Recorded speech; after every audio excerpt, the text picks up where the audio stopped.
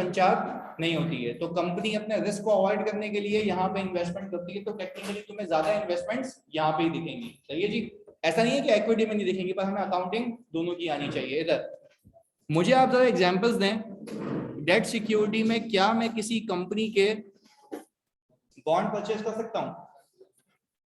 Sir क्या मैं किसी कंपनी के डिबेंचर परचेज कर सकता हूं? Yes sir. और इसके अलावा इसको हम कहते हैं टर्म फाइनेंस सर्टिफिकेट, यानी एक टर्म के लिए मैंने उसको फाइनेंसिंग दी है, उसके अगेंस्ट में मुझे सर्टिफिकेट मिला, उसको क्या कहता हूं मैं? Term finance certificate. ये तो बेसिकली एग्जांपल्स मैंने आपको रिकॉल करवाई हैं जो मैंने आपको करवाई थी पहली क्लास में। आगे देखिएगा, अब जब आपने इक्विटी सिक्योरिटी में इन्वेस्ट किया था, सही जी, बिल्कुल मजे मजे से सीखते हैं इसको। जब आप लोगों ने इक्विटी सिक्योरिटी में इन्वेस्ट किया था तो वहां पे आपको रखने के लिए दो मॉडल अलाउड थे। पहला फेयर वैल्यू थ्रू ओसीआई, दूसरा फेयर वैल्यू थ्रू पीएनएल। वहां पे दो मॉडल अलाउड थे। और फिर जरा रिकॉल कराऊंगा तो वहां पे initial recognition fair value through OCI में फेयर वैल्यू प्लस, क्योंकि वहां पे transaction cost expense out. Very good. फिर हमने कहा कि भाई जब मैं फेयर वैल्यू थ्रू पीएनएल पे आया था तो वहां पे सिर्फ फेयर वैल्यू पे रिकॉग्नाइज हो रहा था, ट्रांजैक्शन कॉस्ट क्या हो रही थी? एक्सपेंस आउट हो रही थी। वो हमने वहां देखा था। फिर हमने वहां पे सारे मंजन सीखे, खरीदते वक्त बेचते वक्त क्या करना है, ट्रांजैक्शन कॉस्ट कब लेनी है कब नहीं लेनी, ट्रांसफर कितना होना चाहिए, फॉर द ईयर गेन क्या होता है, एजेड क्या होता है। ये सारी चीजें हमने कौन सी सिक्योरिटी में सीखी? इक्विटी। अभी भी हम इन्वेस्टर की अकाउंटिंग सीख रहे हैं, पर इन्वेस्टर में अभी एक ही चंक क्लियर हुआ है कि अगर मैं किसी कंपनी के शेयर्स खरीदूं तो क्या अकाउंटिंग होगी, वो सिखा चुका हूं। आज हम सीखेंगे कि किसी कंपनी की डेट सिक्योरिटीज में इन्वेस्ट करूं तो क्या अकाउंटिंग होगी। वो कहता है बिल्कुल सिंपल जबान में कि भाई आपको डेट सिक्योरिटीज के अंदर तीन तरीके की अकाउंटिंग अलाउड है। कितनी? पहली हो गई, दूसरी हो गई और तीसरी ही है। अच्छा, क्या मैं ये कह सकता हूं कि मुझे इसका मतलब पता है और इसका मतलब भी पता है? दूसरी वाली का मतलब है रखूंगा फेयर वैल्यू पे और चेंजेस कहां से? तीसरे का मतलब ये रखूंगा चेंजेस, और मैंने दोनों की अकाउंटिंग नहीं सिखाई, बल्कि तीनों की नहीं सिखाई, क्योंकि अब सिक्योरिटी कौन सी है? Debt security. बस इतनी सी बात याद रखिएगा। अच्छा, अब समझना क्या है सर? समझना है कि अमोर्टाइज कॉस्ट का मतलब क्या होता है। आज की पूरी क्लास हो सकता है, ये क्या हुआ भाई, रीस्टार्ट हो गया? ओके जी, एक मिनट रुकिएगा भाई। अच्छा, आज की पूरी क्लास में ऐसा हो सकता है जानी कि मैं पूरी क्लास सिर्फ ये समझाने पे निकाल दूं कि what does it mean by amortise cost. तो कोई इसमें मसले वाली बात नहीं है। निशा कह रही है सर टीएफसी क्या है? Term finance certificate. एक टर्म के लिए अगर आपने किसी को फाइनेंस दिया है, उसके अगेंस्ट में कुछ सर्टिफिकेट मिले तो उसको हम टीएफसी का नाम भी दे सकते हैं, उसको हम डिबेंचर भी कह सकते हैं, उसको हम बॉन्ड्स भी कह सकते हैं। क्लियर है निशा? ये मैंने इलस्ट्रेशन भी बताई थी ऐसे ही। सही, इधर देखिएगा फोकस के साथ। अच्छा, जब मैंने आईएफआरएस खोला तो आईएफआरएस मुझे ये बताता है, बहुत सुकून से देखना आ जाएगी, बात बहुत अहम है ताकि रटा नहीं लगे इस चीज का। जब मैं आईएफआरएस खोल के देखता हूं, अच्छा असलान अभी कह रहे हैं कि सर डिबेंचर और बॉन्ड में क्या फर्क है? बेटा नाम का फर्क है, नाम का फर्क है। यानी उसको मैं कहूंगा डेट सिक्योरिटी। अब उस भाई देखो ना, आपने पैसे दिए, उसके अगेंस्ट में जो वो डॉक्यूमेंट दे रहा है, उस डॉक्यूमेंट के कितने नाम है? तीन। या तो उसको टीएफसी कह लो, या बॉन्ड कह लो, या डिवेंचर कह लो, और भी नाम आ सकते हैं। सही है जी। अब सिक्योर्ड अनसिक्योर्ड बात की कहानी है। सही है आयशा, बात की बात है। इधर देखें पहले, इधर। अच्छा, जब अमोर्टाइज कॉस्ट की डेफिनेशन में गया तो अमोर्टाइज कॉस्ट की डेफिनेशन में वो ये कहता है इस मॉडल में एडिशनल कॉस्ट अमोर्टाइज होगी over the period of investment. Example देता हूं, समझिएगा भाई। मुझे एक बात बताएं, आपने किसी बंदे को 1 मिलियन रुपीस दिए, यानी कंपनी को, उसने आपसे फाइनेंसिंग ऑब्टेन की है, आपने उसको कितने पैसे दिए? 1 मिलियन दिए। अच्छा, जैसे ही आपने उसको 1 मिलियन दिए, आपने बैंक के थ्रू दिए होंगे, बैंक ने अपना कमीशन चार्ज किया होगा, जिसको मैं कहता हूं ट्रांजैक्शन कॉस्ट। वापस सुनिएगा, मैं कह रहा हूं कि भाई अभी मैं इसका मतलब समझाऊं, मैं अकाउंटिंग नहीं सिखा रहा। बाखुदा मैं सिर्फ इसका मतलब समझाऊंगा, इसके मतलब के साथ साथ अकाउंटिंग खुद ही आ जाएगी, तो फोकस होकर सुनिएगा मेरी बात। अगेन रिपीट करता हूं, मैं कह रहा हूं आज हम सीख रहे हैं अमोर्टाइज कॉस्ट का मतलब, और साथ साथ इसकी अकाउंटिंग भी सीखेंगे। अमोर्टाइज कॉस्ट का मतलब इंग्लिश का उर्दू तर्जुमा करूं तो यह है एडिशनल कॉस्ट अमोर्टाइज होगी ओवर द पीरियड ऑफ। समझने की बात, हम यूजुअली जो अकाउंटिंग कर रहे थे आज तक उसमें हमने ट्रांजैक्शन कॉस्ट पे की थी, उसको हमने क्या किया था, कैपिटलाइज किया था।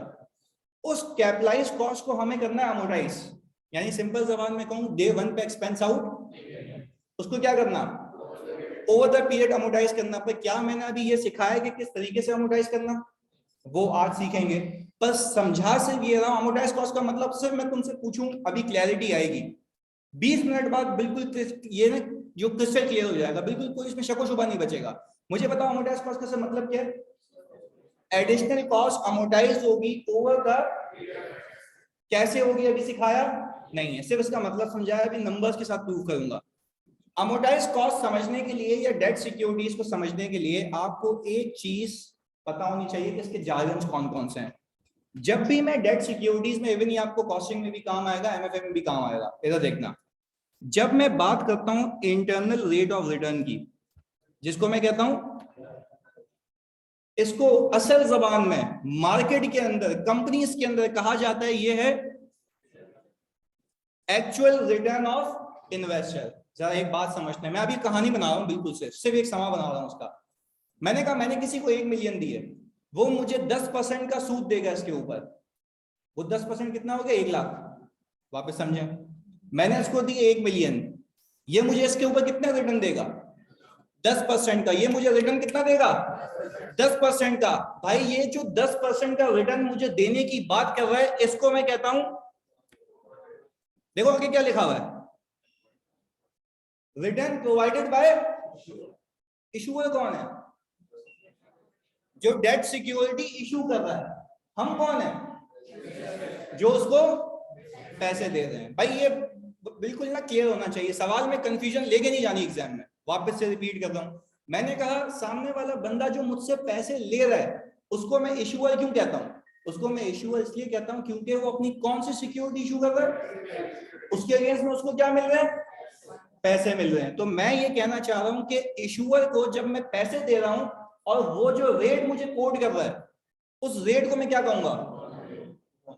अगर ये कहीं अल्फाज देखो एग्जाम में या प्रैक्टिकल लाइफ में, तो दिस मींस कि ये वो रिटर्न है जो कौन प्रोवाइड करेगा, इशूअर। अच्छा अब एग्जांपल, अब जरा घुमा रहा हूं ना इन चीजों में। सामने वाला मुझे कह रहा है कि भाई मैं तुम्हें 10% का रिटर्न दूंगा, क्या मेरा रिटर्न 10% से कम हो सकता है, नहीं हो सकता ना। भाई सामने वाला कितना कह रहा है, तो मेरा रिटर्न भी कितना, यही सिखाना है, फर्क है। क्योंकि आपने इस 10% को कमाने के लिए कुछ कमीशन भी तो दिया होगा। तो मेरे ख्याल से आपका जो रिटर्न है वो 10% नहीं, 10% से अगर, तो आपने क्या पे किया है, उस कमीशन को मैं कहता हूं एडिशनल कॉस्ट। क्या कहता हूं, यहां पे क्या लिखा हुआ है, एडिशनल कॉस्ट अमोर्टाइज होगी ओवर द पीरियड ऑफ।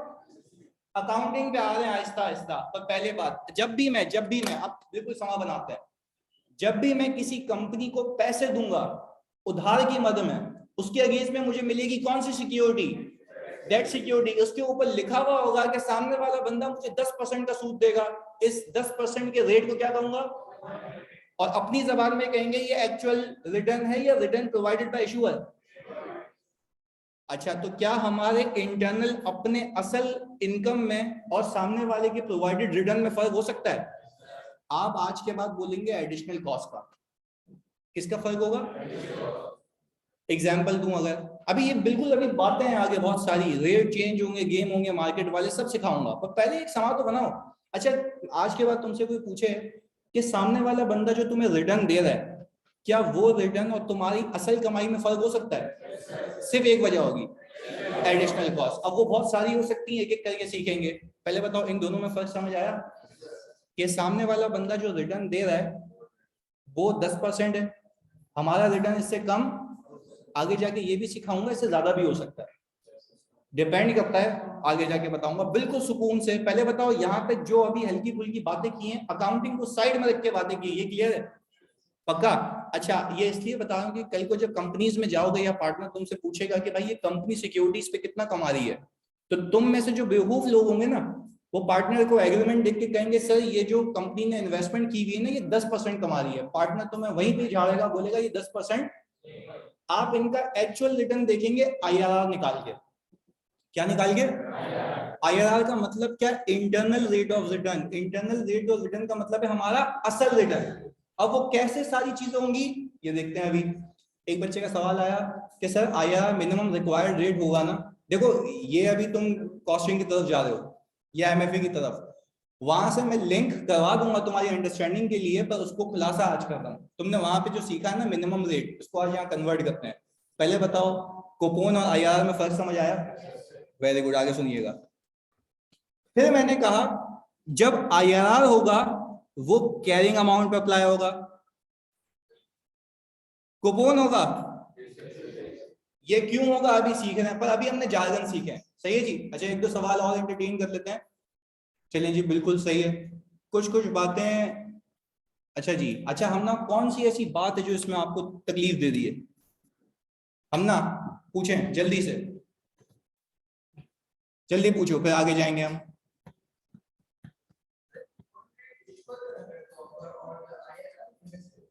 अभी बता रहा हूँ, एक पहले इनका सवाल। अच्छा जी सही है, कूपन रेट। अच्छा हम ना आई थिंक तुमने अभी ज्वाइन किया वापस से, चलो तुम्हारी लेवल पे आते हैं। और भाई मेरे पास 1 मिलियन है, सही जी, मैं मार्केट में ढूंढ रहा हूँ कि पैसे किसको चाहिए। सामने वाले को पैसे चाहिए तो वो मुझसे फ्री में लेगा या मुझे कुछ रिटर्न देगा? अच्छा भाई लेट से मैं गया शुएब के पास, मैंने कहा शुएब यार मुझे पता है कि तुमने एक प्रोजेक्ट लगाना है, तुम्हें पैसे की नीड है। इसने बोला यार मैं शेयर कैपिटल इशू नहीं कर सकता, मेरा ऑथराइज कैपिटल फुल हो चुका है। इसने क्या बोला? शेयर कैपिटल इशू, इसका ऑथराइज कैपिटल। तो मैंने कहा भाई बावले ऑथराइज कैपिटल फुल हो चुका है तो उधार ले ले मुझसे। तो उसने बोला कि उधार के बगैर में आपको कुछ नहीं चाहिए। मैंने कहा मांगूंगा तुम दे नहीं पाओगे। सही है, इधर सुनो। अच्छा तो अब समझे मेरी बात। फिर मैंने कहा इसको भाई तुम एक काम करो, ये 1 मिलियन ले लो, सही है जी, तुम मुझे कागज के पन्ने के ऊपर लिख के दे दो कि तुमने आज मुझसे 1 मिलियन लिया और तुम इसके बदले में मुझे 10% का रिटर्न दोगे। जो ये कह रहा है कि सर मैं आपको 10% का रिटर्न दूंगा, इसको अंग्रेजी में क्या कहेंगे? बस को अंग्रेजी में कूपन रेट कहते हैं ना। बाकी क्या फर्क है हम ना, पहले बताओ ये बात समझ आई? तुम शायद अभी ज्वाइन किया तुमने, जल्दी बताओ कूपन रेट का मतलब समझ आया? जल्दी से बता दो हम ना। यस सर आ गया। मुस्तफा कह रहे हैं कूपन को मिनिमम रेट भी कह सकते हैं। नहीं देखो अपना दिमाग नहीं चलाना ना, जो मैं कह रहा हूँ पहले उस फ्लो में चलो ना, फिर इसमें चीजें ऐड करूंगा ना। इक्विटी सिक्योरिटी में भी एक एक करके सीखा ना, बिल्कुल सुकून से तामुल से। इधर मैं वापस से पूरा रिपीट कर रहा हूँ, कोई टेंशन वाली बात नहीं है, टेक्निकल इसलिए कह रहा हूँ। सुने पहले बताओ कूपन रेट सब ईमान ले आए इसके ऊपर? रिटर्न प्रोवाइडेड बाय, सामने वाला जो बोल रहा भाई तेरे को इतना इंटरेस्ट मिलेगा ये कूपन रेट है। अच्छा सुनिएगा मेरी बात, बिल्कुल कहानी कहानी में सिखा रहा हूँ, दोनों में डिफरेंस बता रहा हूँ। मुकीद जरा सवाल 1 मिनट बस रुको। अच्छा भाई इसने मुझे कहा सर पैसे दें। मैंने कहा क्या मतलब 1 मिलियन जेब में लेके घूम रहा हूँ क्या? इसने कहा यार सर एक काम करता हूँ बैंक के जरिए दे मुझे। मैंने कहा बैंक के जरिए इतने पैसे ट्रांसफर करूंगा। अच्छा यूजुअली क्या होता है समझना, बिल्कुल प्रैक्टिकल लाइफ एग्जांपल दे रहा हूँ। यूजुअली जब इसको पैसे चाहिए होते हैं ना, तो ये अपने बैंक को कहता है कि भाई मेरी इतनी सिक्योरिटीज में इशू करूंगा, आप मुझे अपने लोगों से जो जो इन्वेस्टर्स हैं पैसा कलेक्ट करके दें। जब बैंक मुझसे पैसा कलेक्ट कर रहा होगा तो क्या वो ऐसे ही करेगा या मुझे इसको कमीशन देना होगा? देखो इन्वेस्टमेंट, देखो शेयर्स खरीदते हो तब भी तो कमीशन देते हो ना, तो क्या डेट सिक्योरिटीज खरीदते वक्त कमीशन नहीं दोगे? अच्छा जब मैं डेट सिक्योरिटीज परचेज करने गया तो बैंक ने मुझे कहा कि बाबू 1 मिलियन तो दे रहे हो, इसके अगेंस्ट में सिक्योरिटी तुम्हें तब दूंगा जब तुम इसके ऊपर 1% का कमीशन दोगे। मैंने कहा इसमें तपने वाली क्या बात है, ले लो 1% का कमीशन। तो क्या मैंने शुएब को पैसे पे करते वक्त 1 मिलियन दिए या 1 मिलियन के ऊपर भी कुछ दिए? उस ऊपर को मैं क्या कह रहा हूं? कमीशन या ट्रांजैक्शन कॉस्ट। पहले बताओ इतनी बात समझ आई? ऑनलाइन वालों जल्दी बता दो जल्दी से, साथ साथ इतनी बात समझ आई? ओके अभी आगे अभी बिल्कुल सुकून से समझना आपने। वेरी गुड, आगे सुनिएगा। मैंने ट्रांजैक्शन कॉस्ट पे कर दी। अच्छा मैं अब घर आ गया, मेरी बेगम पूछ रही आप 1 मिलियन लेके गए थे कहाँ गए? मैं बोला इन्वेस्ट करके आया हूँ एकदम, वो भी CSS कर रही है। तो मुझे बोल रही अच्छा मुझे बताएं आपने कितना अर्न किया इसके ऊपर? मैंने कहा देखो 10% लिखा हुआ है। बुद्धि में चमाट आई, बोले ये क्या मतलब 10% यार, आपने कमीशन पे नहीं किया? मैंने कहा अच्छा अच्छा आप सही कह रही हैं, 10% का मतलब है ये 1 लाख रुपए मुझे देगा। नहीं यही बात समझ, 10% का मतलब है, फिर मेरी बेगम मुझे कह रही है 1 मिलियन पे 10% 1 लाख बनता है। आप सिर्फ इसको इनकम समझ रहे हैं, आपने इस इनकम को कमाने के लिए जो ट्रांजैक्शन कॉस्ट पे की है उसको तो माइनस करें। तो आपकी इनकम जो है, मैं आपसे पूछ रहा हूं, आपकी इनकम जो है अमाउंट में, प्लीज खुदा के वास्ते इस बात को फोकस होकर सुनना, आपकी इनकम अमाउंट में 1 लाख रुपीस है या 1 lakh rupees minus commission? 1 lakh rupees minus commission. अच्छा जब 1 लाख रुपीस माइनस कमीशन है आपकी इनकम, तो अमाउंट में जब कम है तो हमारी बेगम हमें कह रही है ये परसेंटेज में भी क्या होगी? अब वो परसेंटेज निकालना हमने सीखा है नहीं, पर मैं आपको ये चीज सिखा रहा हूं अभी कि IRR अलग होता है और कूपन क्यों अलग होता है? एडिशनल कॉस्ट की वजह से। पहले बताओ बात समझ आई? यानी कोई आपसे पूछे क्या रिटर्न प्रोवाइडेड बाय इशूअर आपकी कमाई है? एक ही शर्त पे होगी, जब कोई कमीशन नहीं होगा, जब कोई एडिशनल कॉस्ट नहीं होगी। चले आई होप अब आप ये बात समझ गए, अब आप ये बात समझ गए कि रिटर्न प्रोवाइडेड बाय इशूअर हमारी असल कमाई, हमारी असल कमाई IRR है, इंटरनल रेट ऑफ रिटर्न। यानी असल में इंटरनली मैंने कितना कमाया वो रेट। पहले बताओ यहां तक बात क्लियर है? यानी IRR मैंने अलग कर दिया, कूपन मैंने अलग कर दिया। सिर्फ IRR और कूपन पे बहस की है मैंने अभी अकाउंटिंग नहीं सिखाई, इवन अमोर्टाइज कॉस्ट का मतलब भी नहीं बताया। अभी आगे समझ आएगा क्योंकि टेक्निकली तुम्हारे लेवल से लेके जा रहा हूं ऊपर। अब एक एक करके सवाल। हम ना कह रही है सर कूपन में से ट्रांजैक्शन कॉस्ट माइनस नहीं करेंगे तो IRR बन जाएगा। बेटा मैंने IRR निकालना सिखाया है? हम ना मेरी बात का जवाब दो, क्या मैंने IRR निकालना सिखाया? नहीं। पर क्या मैंने सिर्फ ये बताया कूपन और IRR में फर्क क्या है? फर्क बताया, फर्क समझ आ गया? कैलकुलेशन अभी सिखाई नहीं है तो हमें आगे का सोचना भी नहीं है। अच्छा हम आज कह रहे हैं सर कूपन रेट IRR से ज्यादा होगा हमेशा। भाई कम भी हो सकता है, हौले हौले सबर तो करो, मैंने तुम्हें अभी एक एग्जांपल दी है। अच्छा भाई पहले मुझे एक बात बता दो, सिर्फ इतना याद रखना है आगे जाने से पहले तुम्हारे लिए, IRR और कूपन में फर्क होता है। कूपन क्या होता है आखिर बार बताओ मेरी तसल्ली के लिए? इशूअर जो रिटर्न दे रहा है। अच्छा IRR क्या होता है? आप अब सिंपल जबान में बोले आपकी असल कमाई। अब आपकी असल कमाई सामने वाले जो पैसे दे रहे हैं उससे अलग हो सकती है अगर आपने क्या पे किया है? कमीशन पे किया है, ट्रांजैक्शन कॉस्ट पे किया है। बात समझ आ गई कि असल रिटर्न और सामने वाला बंदा जो रिटर्न दे रहा है उसके अंदर फर्क है। भाई जल्दी बता तो बात क्लियर है? ऑनलाइन वालों एक एक बच्चा क्लियर होगा तो आगे जाएंगे। सिर्फ रेट में फर्क सिखाया, अकाउंटिंग में अम्मी की कसम खा रहा हूं नहीं सिखाई है। सही है जी, ओके, तभी मैंने अपने स्टेप्स बना दिए, एक एक करके लेके चलते हैं। चलिए जी, अब आगे एक बात लिखी हुई है, मैं बोल रहा हूँ ना 20 मिनट की कहानी है, 20 मिनट सुकून से इस बात को समझना, पूरा कॉन्सेप्ट दिमाग में चिपक जाएगा इधर। फिर मैंने कहा IRR किस पे लगेगा? कूपन किस पे लगेगा? अच्छा अब चीजें शुरू करते हैं यहां से बहुत फोकस के साथ। अच्छा आपको IFRS 9 या फाइनेंशियल मैनेजमेंट ये कहती है फेस वैल्यू के अंदर अगर मैं प्रीमियम ऐड कर दूं तो बन जाती है फेयर वैल्यू। बहुत सुकून से समझना इस सवाल के अंदर, बिल्कुल ये इलस्ट्रेशन तुम्हारे लिए ताकि इस कॉन्सेप्ट को ग्रैब कर सको। आगे कंपनी ने परचेज किए कितने डिबेंचर्स? 5000 डिबेंचर्स। जनवरी 1 2018 में 100 रुपए ईच, जिसकी क्या है ये? अच्छा मैंने कहा कि भाई जल्दी से मैं जरा 5000 को इंटू 100 करूं, पक्की बात है 5 लाख। बहुत सुकून से बात समझिएगा। अच्छा इसमें क्या कहीं इसने ये लिख के दिया कि आपने इसके ऊपर भी कुछ पे किया है? अगर होता तो वो क्या होता? प्रीमियम होता। मैंने यहां पे 0 रख दिया, ये कितना आ गया? 5 लाख रुपए। पहले बताओ ये बात क्लियर है? आगे सुनिएगा। अच्छा भाई 15% मिलेगा मुझे, 15% मिलेगा मुझे। ये 15% क्या है? पक्का? ये बोल भी रहा है कि आपने जो पैसे दिए हैं उसके ऊपर रिटर्न 15%। सर ये कौन सा रेट हो गया? अब भाविका कह रही है सर ये IRR है। कितने लोग कहते हैं ये कूपन है? सिंपल कूपन है, क्योंकि रिटर्न इसके ऊपर कितना मिल रहा है? 15%। आगे सुनिएगा बहुत सुकून से। इधर कितने सालों के लिए इन्वेस्ट किया है? 3 सालों के लिए। बिल्कुल सुकून से समझ लें, तामुल से। रिडीमेबल एट, यार बहुत सुकून से समझ लें ये बात, ये बहुत अहम है। इसमें बहुत चीजें ऐड करनी है मैंने। यार तुम्हें अभी पहली एग्जांपल समझा रहा हूं। आज मैं इसको कह रहा हूं भाई 5 मिलियन दे और मुझे वापस भी 5 मिलियन करना, तभी वो कह रहा है रिडीमेबल एट पार। जो तुम्हारे क्वेश्चंस है ना कि ज्यादा मिल सकते हैं पैसे, IRR कम छोटा बड़ा सब हो सकता है, सब हो सकता है। बिल्कुल सुकून से समझना है। अभी क्या मैं कह सकता हूं, इस अब तक अंग्रेजी से मुझे ये समझ आया, मैंने 5 मिलियन दिए हैं जिसके अगेंस्ट में मुझे 5,000 क्या मिले? डिबेंचर मिले। पर मैं इसको क्या कह रहा हूं, 5 लाख रुपए जो मैंने उसको दिए हैं मुझे वापस भी कितने ही चाहिए? तो ये तो सर क्या पैसे दे के ले लो, उस पर क्या मिलेगा?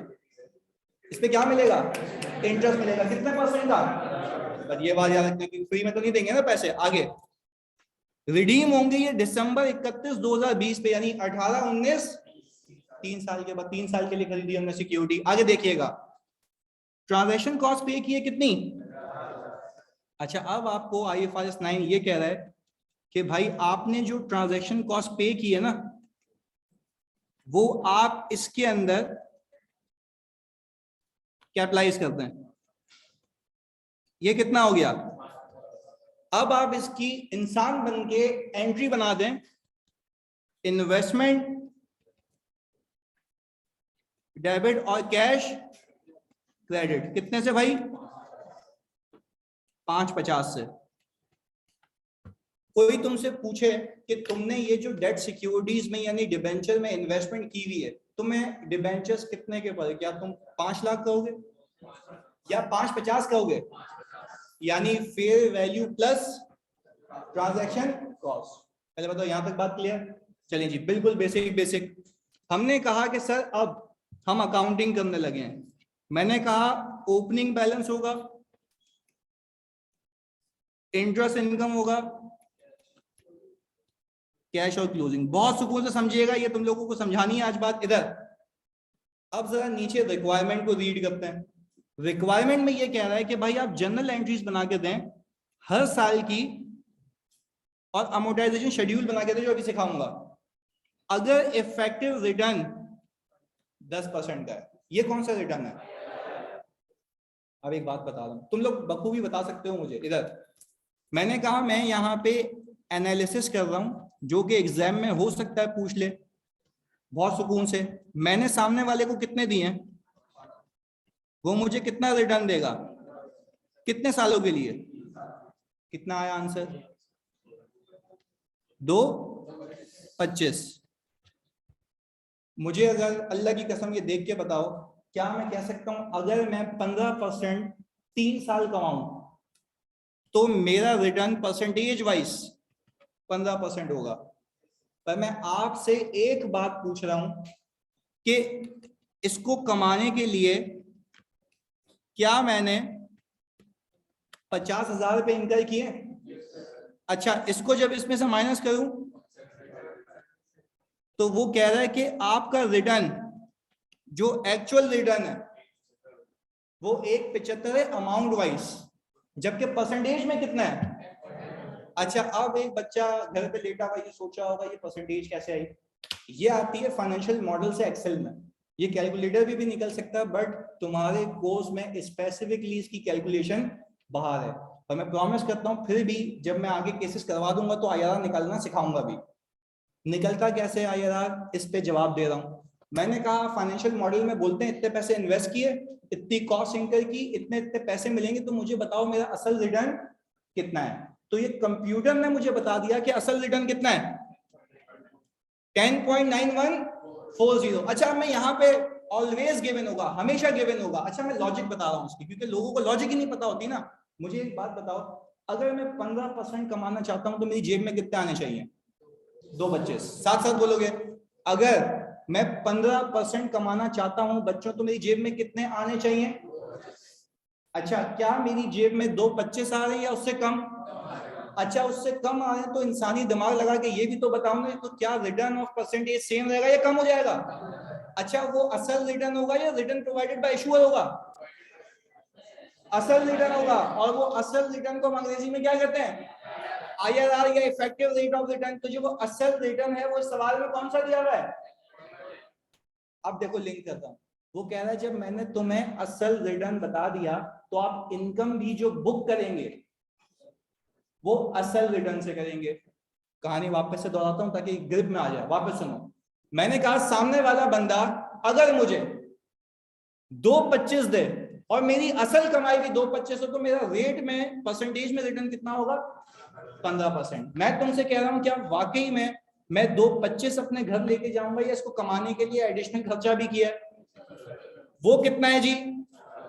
मैंने माइनस कर दिया। अब मैं आपसे दूसरा सवाल कर रहा हूं, क्या मेरी जेब में इस 3 सालों में जो कमाई होगी वो 2.25 है या उससे कम है? तो आप क्या समझते हैं कि मेरा रिटर्न भी 15% ही है उससे कम है?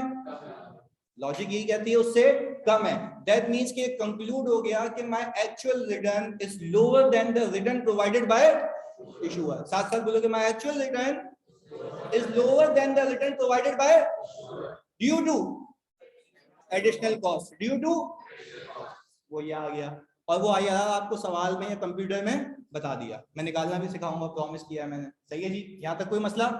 चलें जी आगे। जब आपको असल रिटर्न पता है तो मैं कसम खा के कहता हूं आपको इनकम कौन से रेट पे बुक करनी चाहिए? IRR पे, जो कि है एक्चुअल रिटर्न, इंटरनल रिटर्न। चलें जी। तभी मैंने यहां पे लिखा है, एक एक करके समझ आएगी। IRR किस पे अप्लाई होता है? कैरिंग अमाउंट पे। क्या मैं कह सकता हूं कि 2018 में ओपनिंग में मेरी इन्वेस्टमेंट की वैल्यू कितनी है? एक चीज यहां पे करूंगा तुम्हें समझाने के लिए, सही है जी, ताकि लॉजिकल इस बात को समझो। क्या मैं कह सकता हूं कि ये जो इसके अंदर 50,000 है एडिशनल कॉस्ट है? अभी बिल्कुल देखें, अभी मैंने 20 मिनट मांगे ना, 12 मिनट बाकी है, सुकून से समझना है इसको।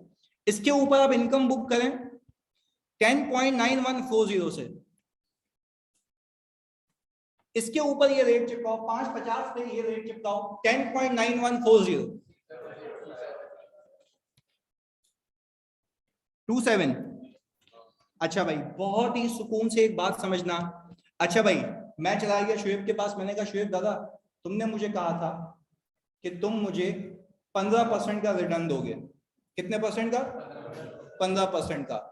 तो मैं इसके पास चला गया। अच्छा मैं एक्सपेक्टेशन लगा के गया तुम लोगों को बन के, मतलब तुम्हारी जगह पे आके कि मुझे इतने पैसे मिलेंगे। मैं एक्सपेक्टेशन लगा के गया कि मुझे इतने पैसे मिलेंगे। शुएब ने मुझे थमा दिए पैसे 5 लाख इनटू कितने थमा दिए इसने? मैं कह रहा हूं यार शुएब ये क्या बात हुई, मैंने इनकम कम रिकॉर्ड की है, तुम मुझे पैसे ज्यादा दे रहे। वो बोल रहा है भाई जो तूने अपनी इनकम रिकॉर्ड की है वो तेरी अपनी अकाउंटिंग है, तेरी मुझसे जो डीलिंग हुई है उसमें तुझे पैसे कितने मिलेंगे? 75,000। जरा बहुत ही सुकून से एक बात देखिएगा यहाँ पे, अब ये चीज क्लियर होगी। मुझे बताओ मेरे पास पैसे कितने आए? 75,000। मैंने इंटरेस्ट इनकम रिकॉर्ड की। अच्छा अब गेम देखिएगा, इन दोनों का डिफरेंस कितना है जल्दी बताओ? 4,973। अच्छा अब बहुत ही सुकून से यहाँ पे सारी चीजें क्लियर हो जाएंगी। क्या मैं कह सकता हूं जो मेरी 50,000 रुपए की, बहुत सुकून से, तुम्हें कसम है अल्लाह की बिल्कुल सुकून से देखना है, क्या मैं कह सकता हूं कि ये जो 50,000 रुपए की एडिशनल कॉस्ट कैपिटलाइज हुई हुई है उसको मैंने स्ट्रेट लाइन पे अमोर्टाइज नहीं किया, क्योंकि पैसे के अंदर टाइम वैल्यू ऑफ मनी होती है। यार ये बहुत टेक्निकल है, मैं तुम्हें बता रहा हूँ, कोई नहीं बताएगा क्योंकि एक्सपोजर ही मेरा फाइनेंशियल सेक्टर का, इसलिए कह रहा हूं सुकून से। तो सुनो मैंने क्या कहा, तुमने डे 1 पे कितने कैपिटलाइज किए थे? 50,000। तुमने एक्सपेंस आउट नहीं किया था।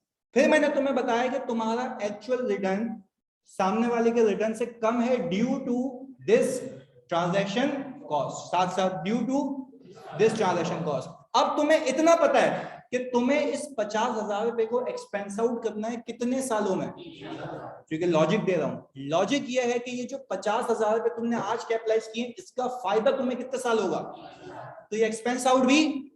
फिर एक सवाल आएगा तुम्हारे पास से जो मैं अभी से ही इंटरटेन कर रहा हूं, स्ट्रेट लाइन पे क्यों नहीं किया, क्योंकि इसके अंदर पैसा इन्वॉल्व है और पैसे के साथ होती है टाइम वैल्यू ऑफ, वो टाइम वैल्यू ऑफ मनी तुम्हारे आईआरआर के अंदर ऑलरेडी शामिल है, तुम्हारे आईआरआर के अंदर ऑलरेडी शामिल है। अच्छा मैं तुम्हें बताऊं हुआ क्या इसमें, टेक्निकली तुम्हें इनकम कितने की बुक करनी चाहिए, वापस से सुनो, टेक्निकली तुम्हें इनकम कितने की बुक करनी चाहिए, 75,000 की तुमने बुक की है 60027 की। तुम्हें बताऊं ये जो 75,000 इसका डिफरेंस है, टेक्निकली तुमने अपनी ट्रांजैक्शन कॉस्ट को इतना अमोर्टाइज कर दिया,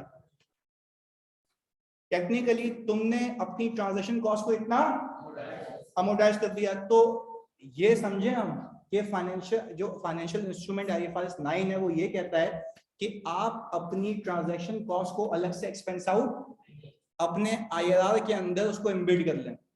आप हर साल इनकम उतनी रिकॉर्ड करें, आप हर साल इनकम उतनी रिकॉर्ड करें जिसके अंदर ट्रांजैक्शन कॉस्ट नेट हुई हुई हो। आप हर साल इनकम उतनी बुक करें जिसके अंदर ट्रांजैक्शन कॉस्ट नेट हुई हुई हो। अच्छा अब मुझे आप एक बात बताएंगे प्लीज, बहुत फोकस के साथ, opening 550 plus this minus this, closing बताओ जल्दी से, 5350, ये पक्की बात है, सही अमाउंट है 535027। अब देखो मैं इस मॉडल के मतलब पे लेके जा रहा हूं, क्या मैं कह सकता हूं बच्चों ये मेरी कॉस्ट ऑफ इन्वेस्टमेंट थी, जल्दी बताओ ये क्या थी। अच्छा इसमें से कितना अमोर्टाइज हुआ, 14973, प्लीज 550 में से ये 14973 माइनस करें जल्दी, ये आ गया। क्या मैं ये कह सकता हूं मेरी टोटल कॉस्ट में से कुछ अमोर्टाइज हुआ है, या साथ फोकस के साथ मेरी टोटल कॉस्ट में से, साथ साथ बोलोगे मेरी टोटल कॉस्ट में से, और जो अमोर्टाइज होके बच गया उसका नाम है अमोर्टाइज कॉस्ट। वापस समझें, मैंने कहा आपकी टोटल कॉस्ट कितनी है 5, इसके अंदर कितनी एडिशनल कॉस्ट है, साथ साथ टोटल कॉस्ट कितनी है, एडिशनल कॉस्ट कितनी 50,000, इसमें से कितना अमोर्टाइज हुआ, कितना बच गया, तो जो बच गया वो कुछ अमोर्टाइज होके बचा है ना, तभी इस मॉडल का नाम क्या है अमोर्टाइज कॉस्ट। यानी जो एडिशनल कॉस्ट आपने कैपिटलाइज की थी उसमें से कुछ अमोर्टाइज होगा, जो बच जाएगा उसको क्या नाम दूंगा अमोर्टाइज कॉस्ट का। अब एक और सवाल आता है, आज के बाद तुमसे कोई पूछे कि अमोर्टाइज कॉस्ट के कॉन्सेप्ट में जो एडिशनल कॉस्ट है क्या वो स्ट्रेट लाइन पे अमोर्टाइज हो रही है IRR के जरिए, IRR निकाला ही ऐसे गया है फाइनेंशियल मॉडल के तहत जिसके अंदर ये ट्रांजैक्शन कॉस्ट ऑलरेडी नेट हो चुकी है। तो जब आप IRR के जरिए इनकम बुक करेंगे इसके अंदर ट्रांजैक्शन कॉस्ट ऑलरेडी नेट हुई हुई है, आपको वापस से एक्सपेंस बुक करने की कोई नीड नहीं है। पहले बताओ ये पूरा कॉन्सेप्ट समझ आया, पक्की बात है, जरा इस चौरंगी को आगे लेके चलते हैं फिर आपको समझ आएगा इधर और भी अच्छे से। मैं आ गया 2019 में बच्चों, 2019 में 535027 ये आ गया। इसके ऊपर मैं तुमसे पूछ रहा हूं वापस से इनकम 15% की बुक करूं, IRR क्यों भाई, एक्चुअल रिटर्न वो है।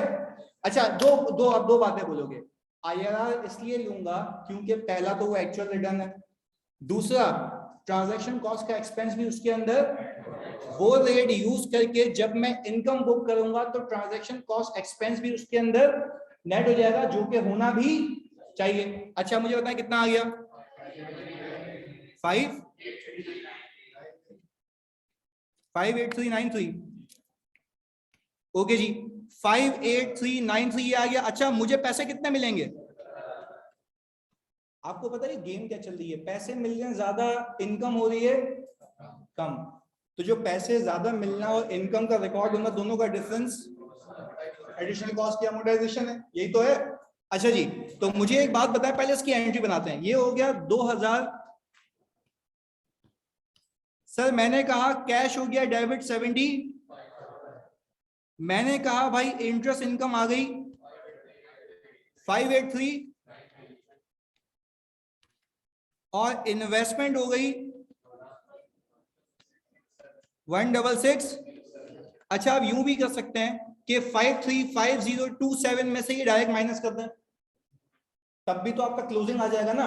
या सिंपल यूं करें, इसमें इसको ऐड करें, इसको माइनस करें। मैं फिर रिपीट कर रहा हूं, उसमें कंफ्यूज नहीं होना। मैं ये भी कर सकता हूं कि 535027 को उठाऊं और इसमें से क्या माइनस कर दूं, 16607, तब भी आंसर आ जाएगा। या तो मैं अपनी आसानी के लिए this plus this minus this, तब भी आंसर आ जाएगा। क्लियर है जी? अच्छा, उबैद कह रहे हैं सर हम इन्वेस्टमेंट क्यों लिख रहे हैं? तो मुझे एक बात बताओ, जो आपके 75,000 और जो इनकम कम बुक हो रही है, उस चीज का डिफरेंस है ही क्या? 50,000 की कुछ ना कुछ अमोर्टाइजेशन, और वो इन्वेस्टमेंट के अंदर ही थी ना उबैद भाई। मुझे एक बात बताओ, बच्चे का वैलिड सवाल, इन्वेस्टमेंट क्यों क्रेडिट हो रही है? मैं कह रहा हूं तुमने कैपिटलाइज कहां किया था, तो फिर निकालोगे भी कहां से? इन्वेस्टमेंट से। उबैद पहले बताओ जानी, ये बात क्लियर है जल्दी से? जब कैपिटलाइज मेरी जान मैंने इन्वेस्टमेंट में किया था, तो डी रिकॉग्नाइज भी इन्वेस्टमेंट से ही करूंगा। जल्दी बता दो। अच्छा, वेरी गुड। एक हमारी बहन कह रही है पीएनएल में क्यों जाएगा? ये model fair value through OCI का, फेयर वैल्यू थ्रू पीएनएल का, या नॉर्मल मॉडल है? नॉर्मल मॉडल का नाम क्या है? Amortised cost. तो जो भी चीज आएगी कहां जाएगी? पीएनएल में। सिंपल, कोई मसले वाली बात नहीं है। हमजा कह रहे हैं बैलेंस शीट के एक्सट्रैक्ट्स बताते हैं, बेटा बनाए नहीं है इधर। अच्छा, क्लोजिंग बताओ कितना है? 5420। अच्छा, हम आ गए 518420 पे 2020 में। अच्छा, वैसे ही ढीठ होके पूछ रहा हूँ, इनकम 15% पे बुक करूं, आईआरआर पे बुक करूं, क्या फर्क है दोनों में? Actual return. एक्चुअल रिटर्न का मतलब ये है कि इसके अंदर जो ट्रांजैक्शन कॉस्ट एक्सपेंस होना चाहिए वो भी ऑलरेडी ऐड हुआ है उसके अंदर, तो आपको कोई पंचायत करने की नीड नहीं है। दो तरीके हैं ना, इनकम पूरी बुक करो, फिर एक्सपेंस के लिए अलग शेड्यूल बनाओ, या डायरेक्टली आईआरआर यूज करके कहानी खत्म। बात क्लियर है? चलिए जी आगे। फिर मुझे बताओ उसके ऊपर इनकम कितनी? 5, यही है 75,000। क्लोजिंग कितना बचा? यार सर ये तो बात समझ आ रही है, रिडीमेबल कितने पे था, बचा भी कितना, मिलेंगे भी कितने? 5 लाख। पहले इसकी एंट्री बनाए फिर इसका गेम समझते हैं। हमने कहा 2020 में कैश मेरे पास आ गया फिर से कितना? इंटरेस्ट इनकम 5658, और सर मेरे पास इन्वेस्टमेंट 1842। अच्छा प्लीज एक मेरी मोहब्बत में इसको और इसको सम करो, 50,000। यानी ये वही 50,000 रुपए है जो आपने डे 1 पे क्या किया था, कैपिटलाइज किया था, और वो हर साल आईआरआर के जरिए क्या हो रहा है, अमोर्टाइज हो रहा है। और जो साल के आखिर में बच रहा है उसको मैं क्या कह रहा हूँ, अमोर्टाइज कॉस्ट। तभी इस मॉडल का नाम क्या है? यानी अब अगर मैं इसको रीड करूं तो तुम्हें खुदा की कसम है सच बताना, क्या ये वाली बात समझ आती है? एडिशनल कॉस्ट अमोर्टाइज होगी ओवर द पीरियड ऑफ, यहां पे एक और चीज लिख दें,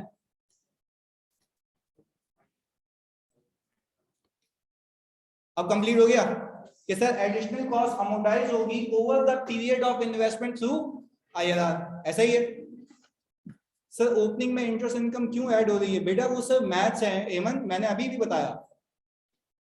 बताया। आप सिर्फ यूं भी कर सकती हैं कि आप इस 535027 में से सीधी ये अमोर्टाइजेशन माइनस कर दें, तब भी बात एक ही है। यानी उस ओपनिंग में मैं ये ऐड करूं, ये लेस करूं, डिफरेंस तो यही बचेगा ना, इसलिए ऐड हो रही है, उसमें से मैथ्स है वो। एमन ये बात क्लियर है आपको? जल्दी बता दो। अच्छा प्लीज इधर देखें, अभी कहानी खत्म नहीं हुई, कॉपी बाद में करोगे। इसका सम बताओ। 170। अच्छा, आपने डे 1 पे आपको पता था कि आपकी इनकम कितनी है, रिकॉर्ड भी कितनी हुई, होनी भी कितनी चाहिए थी? तो आखिरी बात ऐसी मतलब बिला वजह फजूल बेवकूफाना सवाल पूछ रहा हूँ, ट्रांजैक्शन कॉस्ट कहां गई? अमोर्टाइज हो गई। अच्छा, मतलब आप कह रहे हैं कि ये जो इनकम रिकॉर्ड हुई है ये नेट ऑफ, वापस से, ये जो इनकम रिकॉर्ड हुई है ये net of transaction cost he record हुई है, तभी हमने कौन सा रेट यूज किया था? आया, पहले बताओ, पूरी गेम समझ आ गई कि इनकम आपने रिकॉर्ड ही करनी है नेट ऑफ ट्रांजैक्शन कॉस्ट, और वो कब हो सकती है? जब कौन सा रेट यूज करो। आया, कहानी खत्म। अमोर्टाइज कॉस्ट समझ आ गया, आईआरआर समझ आ गया, कूपन समझ आ गया। कॉपी करें इसको जल्दी से।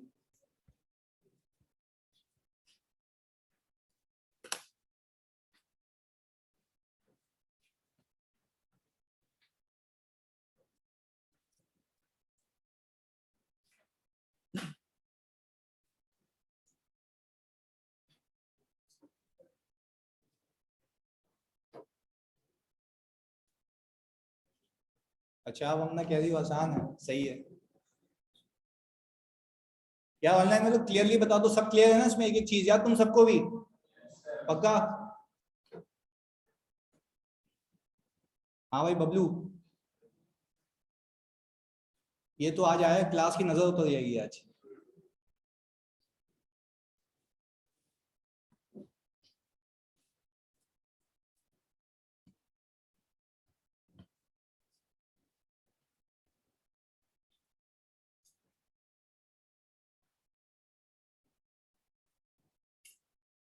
सर अगर कोई शेयर एट प्रीमियम इशू, हम कूपन रेट से, शेयर की बात ही नहीं होगी इल्मा, यहाँ पे अल्फाज का उपयोग सही करें। ये डेट सिक्योरिटी है, प्रीमियम का केस मैंने अभी सिखाया नहीं है, प्रीमियम का केस अभी सीखेंगे। भाई स्क्रॉल डाउन करूं?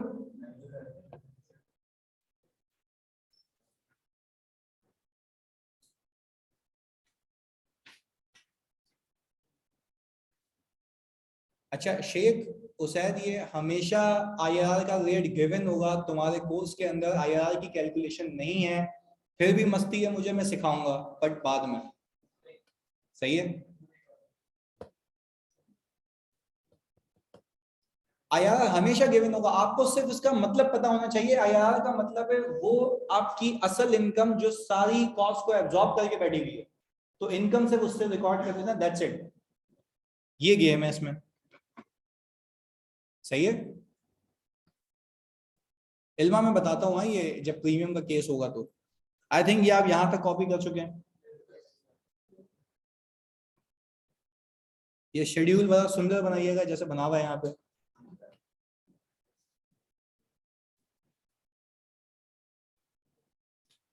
अच्छा, इस पूरे गेम में, इस पूरी इन्वेस्टमेंट में क्या मैं कह सकता हूँ पैसे उतने ही मिलेंगे जितने एग्रीड हुए थे, सिर्फ अकाउंटिंग का फर्क इनकम रिकॉर्ड करने में। बिल्कुल, यही तो है ही।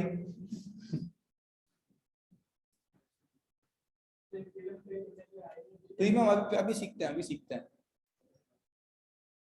मेरे और सर एआरएम के टॉपिक का क्लैश तो नहीं आएगा यार, अभी तक तो नहीं आ रहा, पर आपने, मतलब अगर एक कश्ती में सवार होना है तो फिर तुम जब टांगे यूं रखोगे।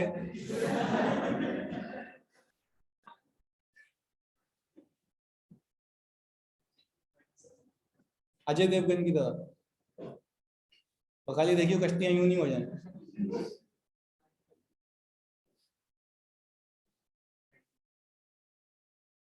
अच्छा सर, ऑडिट नहीं, ऑडिट अलग अलग नहीं है, ऑडिट हम टॉपिक शेयर करेंगे, ऑडिट अलग अलग नहीं, टाइम नहीं है इतना।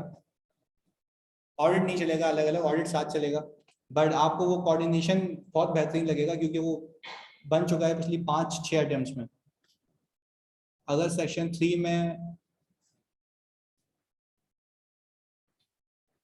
एडमिशन लेंगे तो क्लास क्लैश तो नहीं करेगी ना मेरी जान? देखो अभी अभी अलग ही चलाएंगे हम, हमारी कोशिश यही है कि हम क्लैश नहीं करेंगे टॉपिक्स का, ताकि आप जो बच्चे दोनों से क्लास लेके जल्दी खत्म करना चाह रहे हैं वो खत्म हो जाए। सही है?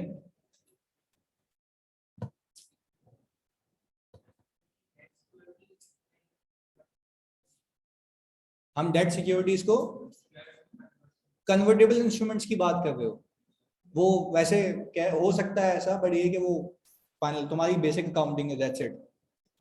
सही है? कन्वर्टेबल इंस्ट्रूमेंट्स की अकाउंटिंग बिल्कुल है, but not at your level. मेरी क्लासेस शाम में ही होंगी बिल्कुल।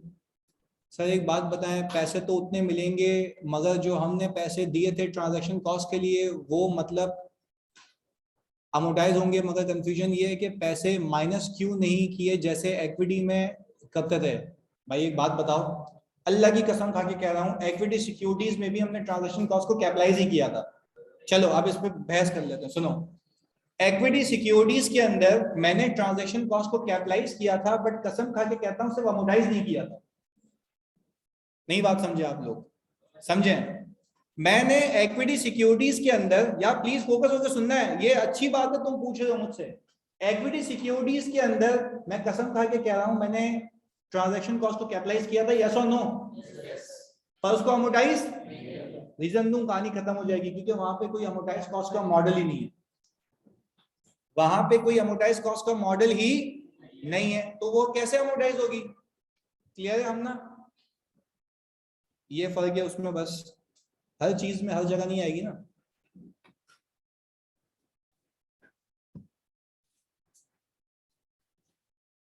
बिल्कुल ऐसा ही मुस्तफा, बिल्कुल सही कह रहा हो, वहां पे फिक्स रिटर्न भी नहीं होता, बिल्कुल परफेक्ट।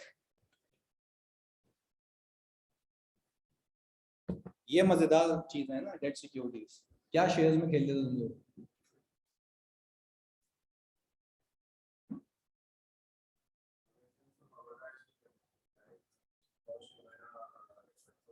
ट्रांजैक्शन कॉस्ट को एक्सपेंस आउट कर दें तो फिर आपके लिए जो मॉडल बनाया गया है वो पीएनएल है, वहां मत जाना आप जाके। तो अभी अकाउंटिंग सीखेंगे ना सबकी, पर मेरे ख्याल से तुम लोग अमोटाइज कॉस्ट का मतलब समझ गए, अमोटाइज कॉस्ट की अकाउंटिंग सीख गए। बस अभी ये फिलहाल ये, जैसे तेरे को मस्ती है ना एक्सपेंस आउट करने के, तेरे लिए वो चलेंगी है, तुझे वहां बिठा देंगे। सही है यार, वैसे मेहनत की है इसने यार, मोदी वाला ने मजाक सेट के। आई स्टिल रिमेंबर, ये बोलता था यार सब लोग को डेबिट क्रेडिट नहीं आता। राज माशाल्लाह FAI 2 में इंशाल्लाह क्वालिफाई भी होगा इंशाल्लाह। सब सब हाँ, तुम भी ऐसे रोने का नहीं है सब। मतलब उसका वो बता रहा हूँ, उसको डेबिट क्रेडिट का इशू होता था, पहली क्लास में जलील हुआ था ये।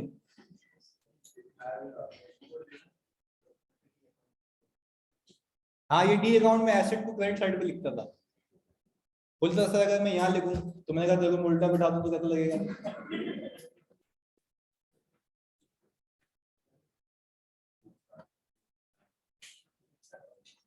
अच्छा जी, जानी कॉपी हो गया ये पक्का?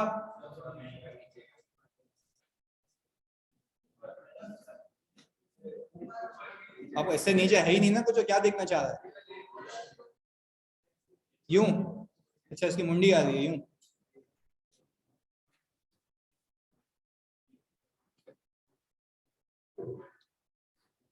अच्छा भाई ये एक और बात, क्योंकि ये कंफ्यूजन रहती है, ये तो बात समझ आ गई ना कि अमोर्टाइजेशन स्ट्रेट लाइन पे नहीं होगी।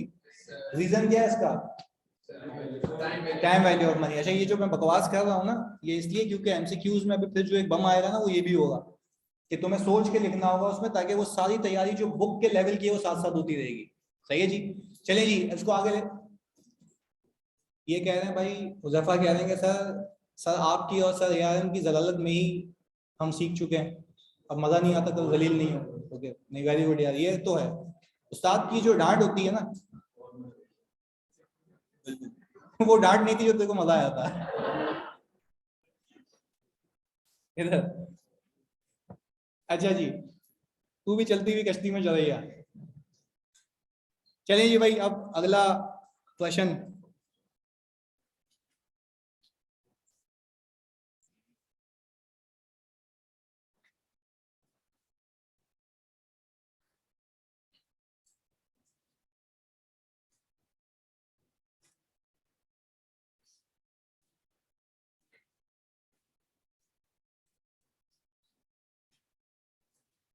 अच्छा इसमें एक चीज बतानी है मैंने, फिर आप भले इसको सॉल्व कीजिएगा। इधर जानी प्लीज, फोकस के साथ, फोकस के साथ इधर देखना।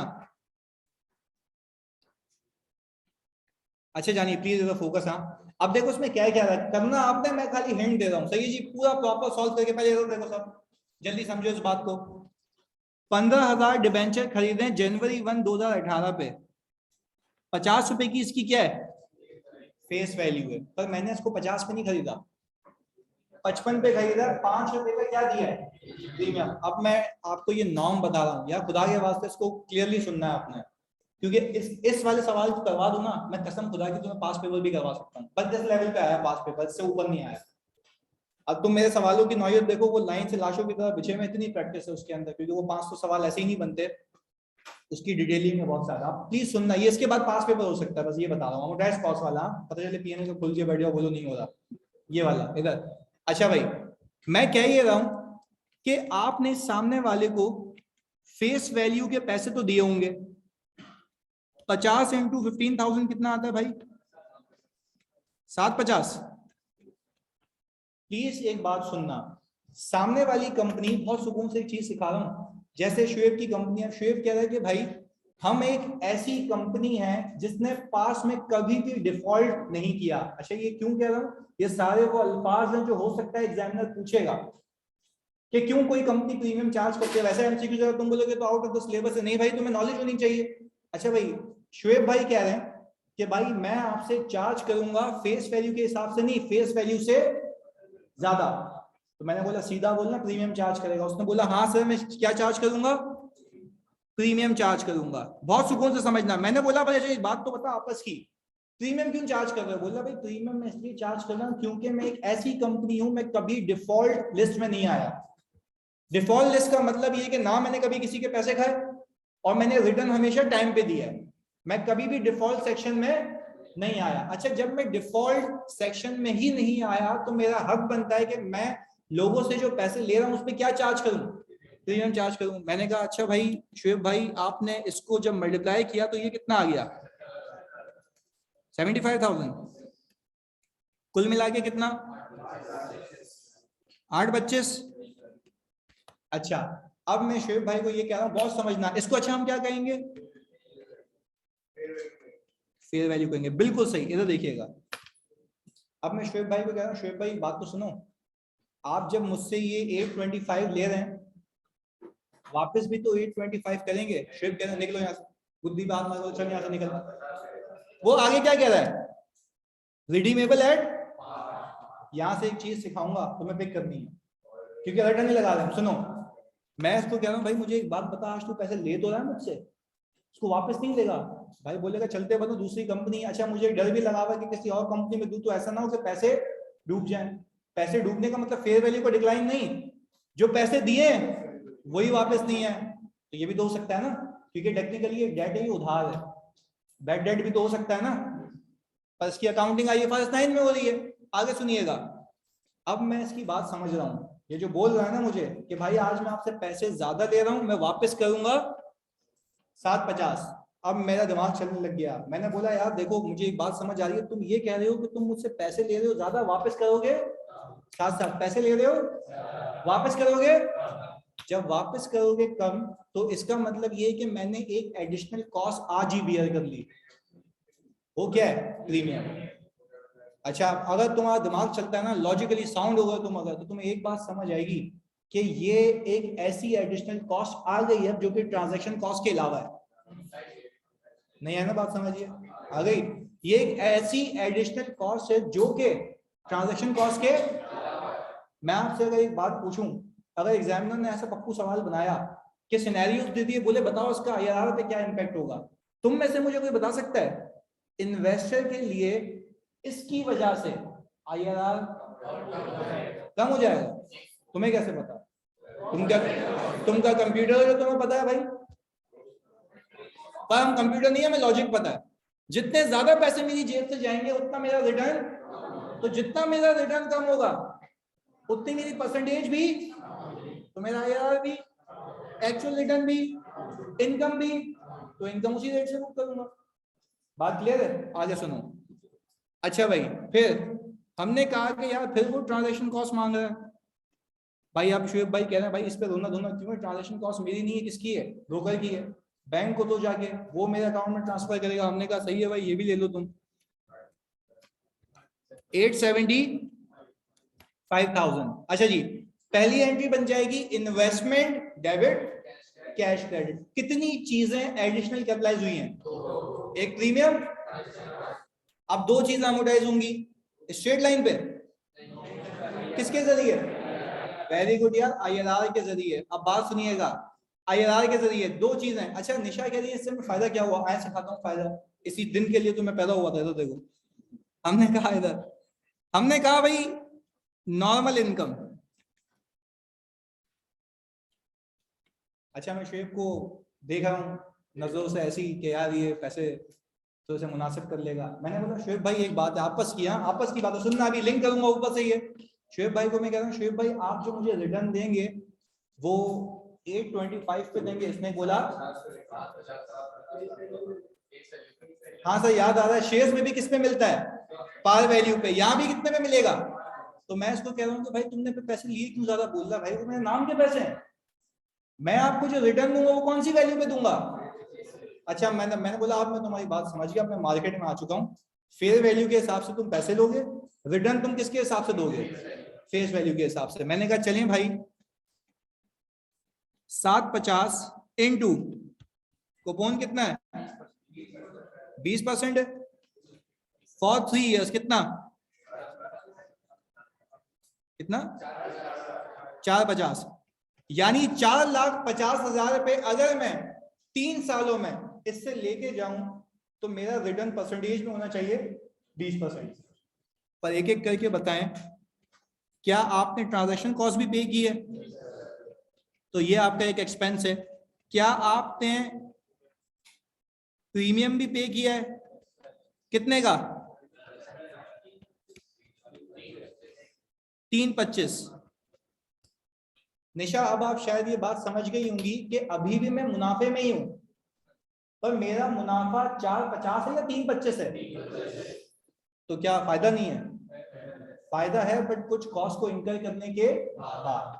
पहले बताओ निशा, आप बात समझ आ गई? यानी ये तो कोई नहीं है ना कि नुकसान में जा रहे हैं, कि हम बेवकूफ नुकसान वाली इन्वेस्टमेंट करूंगा, नहीं।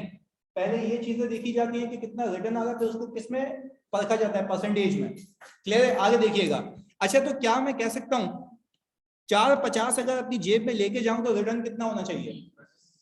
और अभी एक बात बता दें, 325 लेके जा रहा हूं तो क्या मेरा अभी भी असल रिटर्न 20% होगा या उससे कम होगा? तो क्या वो सवाल में दिया हुआ है? अच्छा आप देखिए 20% से लेके कितने पे आ गया वो, क्योंकि इसमें एडिशनल कॉस्ट कितनी है? 2 है। तो हमने कहा कि भाई ये आ गया 12.947 भाई बात क्लियर हो गई? अच्छा जी अब आप प्लीज की अकाउंटिंग करके बता दें आगे से जल्दी से। अच्छा कैश जो आपको मिलेगा वो फेस वैल्यू के हिसाब से मिलेगा, सही है?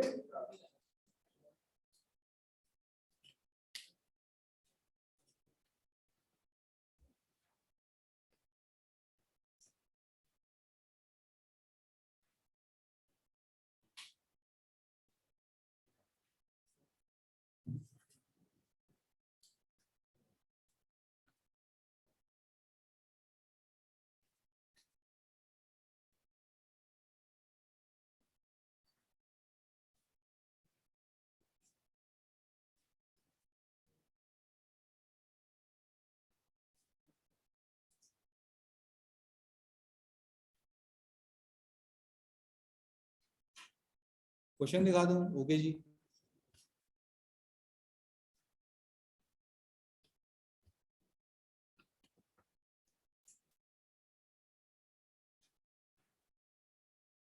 आगे बताऊंगा ना उजैफा।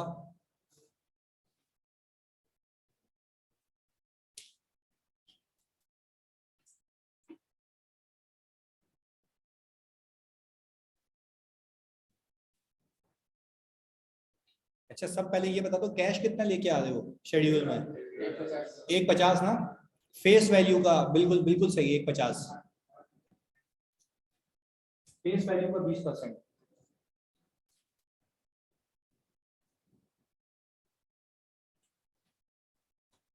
राउंड ऑफ कर सकते हो हम ना, इतने पॉइंट्स तो नहीं आ रहे होंगे इसमें। अच्छा ये रेट को राउंड ऑफ नहीं करना अल्लाह के वास्ते, ये तभी मैंने 4 ही रखे हैं यहाँ पे। 12% के हिसाब से करोगे कभी जिंदगी में मैच नहीं करेगा। ट्रांजैक्शन कॉस्ट हमेशा फेयर वैल्यू पे लगेगी, बिल्कुल ऐसा ही है। जितने का सौदा होगा होगा उस पर चार्ज करेगा ना कमीशन। हो गया? अगर तुम लोगों ने ये सवाल सही किया तो आखिर में बचना चाहिए 750।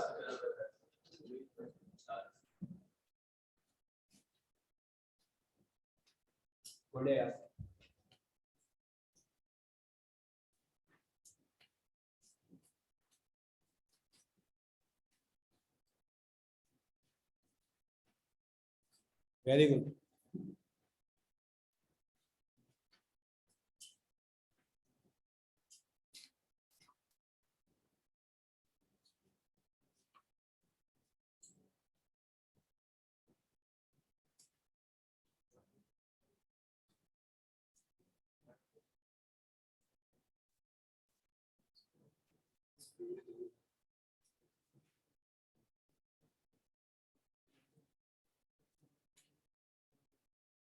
हाँ भाई, करवा दूं सवाल?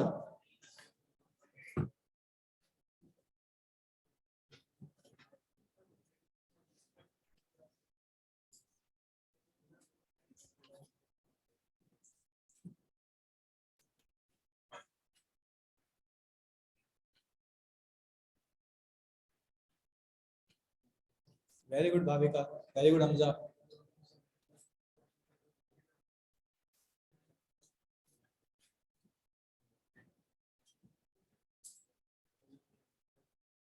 बेहतरीन।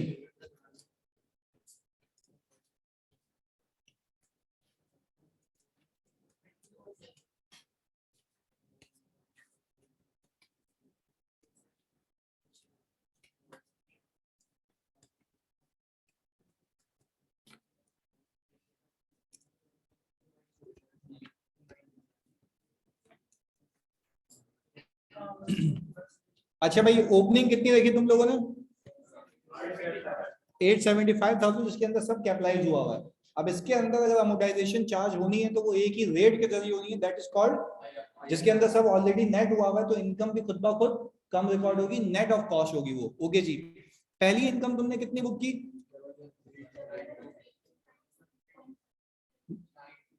113292 आ गया। अच्छा, जब मैं पैसे लेके आने की बात करूं तो वो 150 है, ऐसा ही है। ये भाई आ गया 150।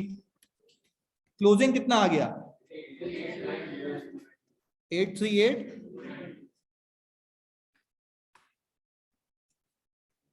292 आ गया। अच्छा, क्या मैं कह सकता हूं कि अगर मैं पहले साल की बैलेंस शीट बनाऊं तो पहले साल की बैलेंस शीट में इन्वेस्टमेंट इतने पे आ रही होगी? अच्छा, ये कौन से मॉडल पे? अमोर्टाइज कॉस्ट पे। और अमोर्टाइज कॉस्ट का मतलब मुझे बखूबी पता है कि कॉस्ट में से कुछ अमोर्टाइज हो गया, जो बच गया उसको मैं क्या कहता हूं? Amortise cost. चलिए जी, इसके बाद फिर हम ओपनिंग पे आ गए, 838292। इस पे इंटरेस्ट कितना? 13538। तो ये 150 आ गए भाई हमारे पास। 796,831 पे इंटरेस्ट इनकम 103।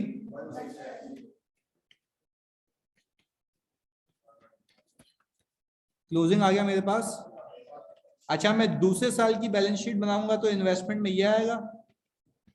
तीसरे साल टेक्निकली आना नहीं चाहिए क्योंकि पैसे वापस मिल जाएंगे मुझे, तो उसको हम यहाँ पे हटा देते हैं। अच्छा भाई, फिर हमने किया ये कि हमने कहा भाई अगर ईयर 1 की एंट्री बनाऊं 2018 की, तो 150 का कैश आएगा, 113292 आ गया, और इन्वेस्टमेंट की अमोर्टाइजेशन 36708। ओके जी, ये हो गया पहला साल।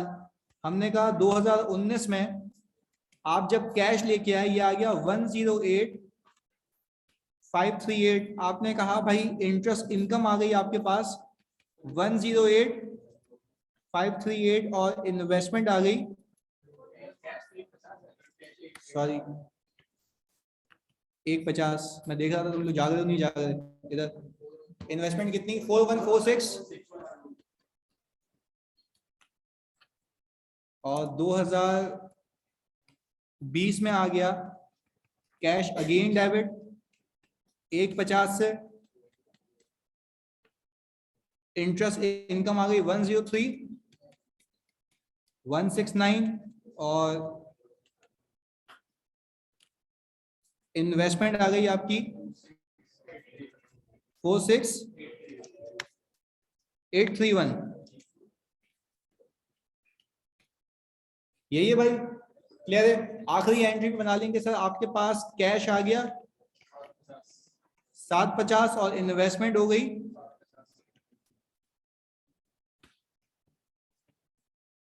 आपने अपनी सिंपल जितनी भी डेट था आपको वापस मिल गया, आपकी इन्वेस्टमेंट की वैल्यू अब क्या हो जाएगी 0, क्योंकि सारा टाइम खत्म हो चुका है। यहां तक कोई मसला भाई? चलिए जी एक और प्रश्न की तरफ चलते हैं।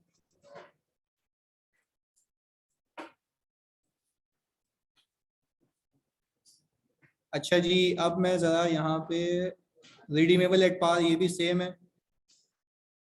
अच्छा भाई मैं यहाँ पे लिख रहा हूँ 11 और 12,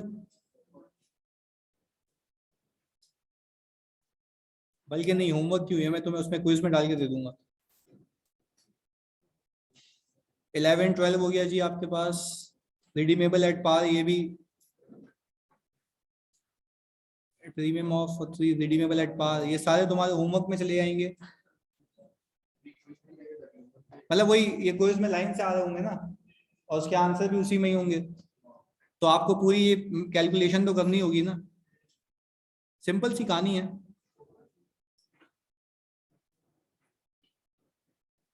अच्छा जी ये आ गया भाई हमारे पास एक,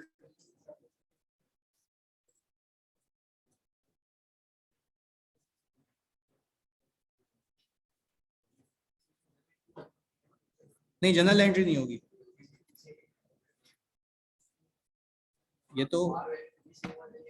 अच्छा यानी कि आप ये बात समझ पा रहे हैं यहाँ से कि 10वें क्वेश्चन के बाद अगर मैं सीधे 17वें पे आया हूं तो बीच में 6 क्वेश्चंस क्या होंगे आपके, वो अभी क्विज में भी आ जाएंगे।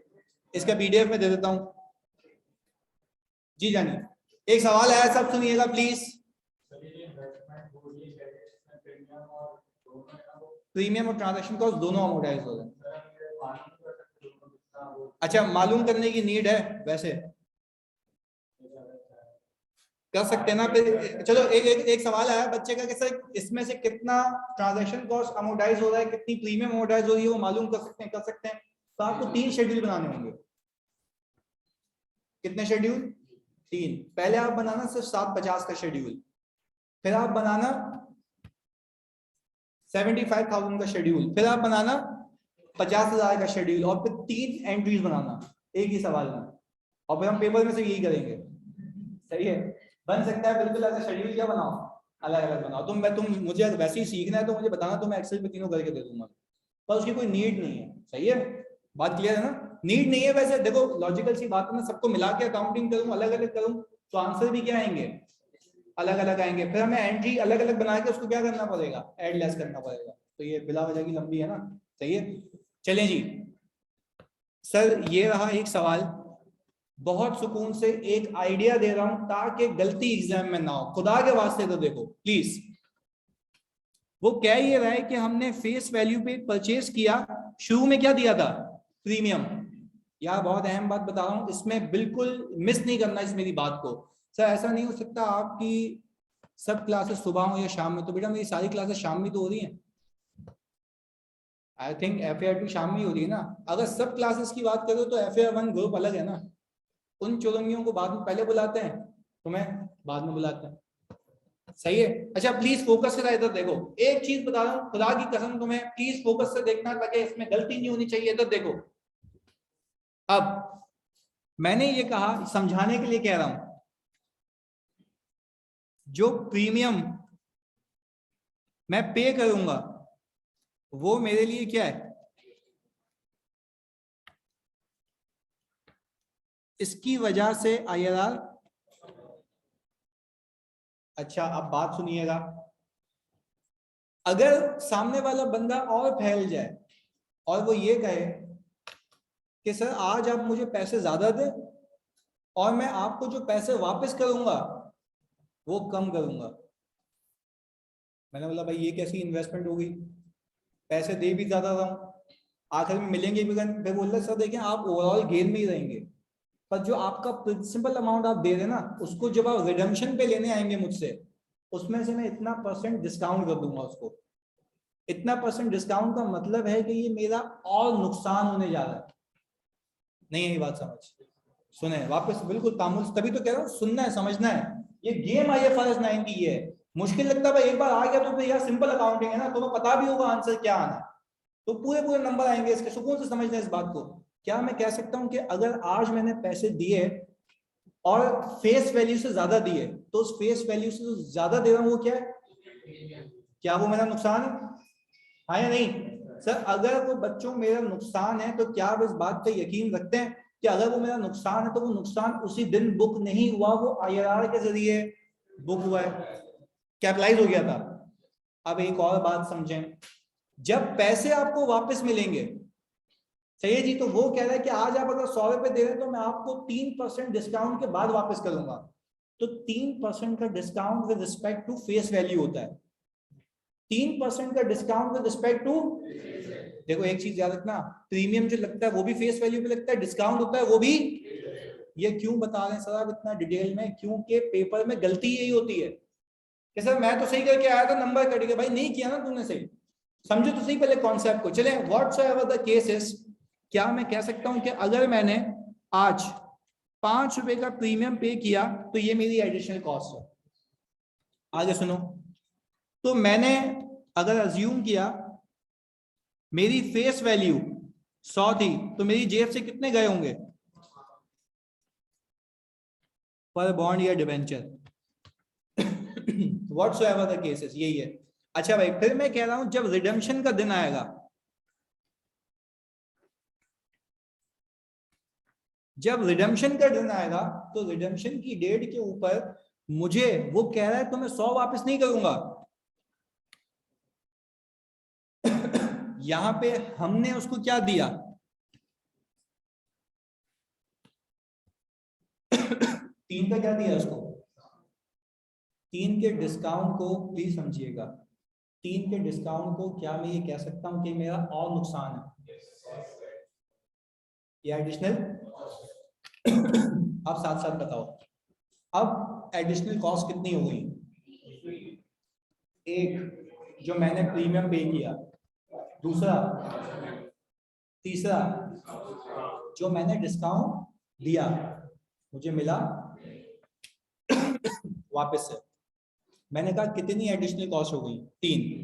पहला प्रीमियम जो मैंने पे किया है, दूसरा, तीसरा जो मैंने दिया है। अच्छा, अब बच्चे जो गलती करते हैं वो बता देता हूं।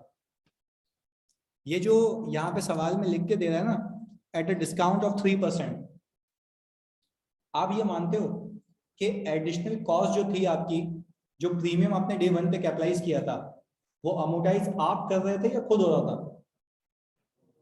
खुद हो रहा था, किसके जरिए? Very good. फिर एक और चीज, फिर मैंने आपको ये कहा जो आपने ट्रांजैक्शन कॉस्ट पे की थी, वो आप खुद, अब आप अमोर्टाइज कर रहे थे या खुद IRR के जरिए हो रहा था? IRR के अंदर वो चीज शामिल थी। अब एक चीज आपसे पूछ रहा हूं, अगर आपने सही जवाब देते तो मैं समझ जाऊंगा ये आप सवाल कर सकते हैं। अभी जो डिस्काउंट है जो मैंने उसको दिया है, ये डिस्काउंट कितने % का है? क्या मैं ये कह सकता हूं कि ये डिस्काउंट भी मेरा नुकसान है?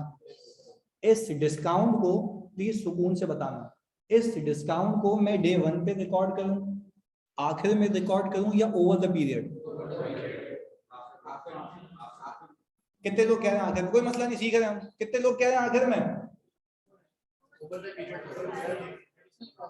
वेरी गुड, ये बात हुई ना, ओवर द पीरियड होगा, क्योंकि एडिशनल कॉस्ट है और अमोर्टाइज कॉस्ट है।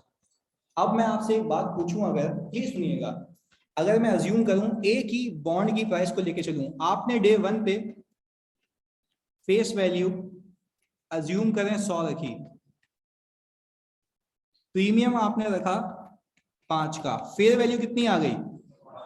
105। बहुत सुकून से समझिएगा, ट्रांजैक्शन कॉस्ट लेट से आपने 2 रुपए, ये कितना हो गया?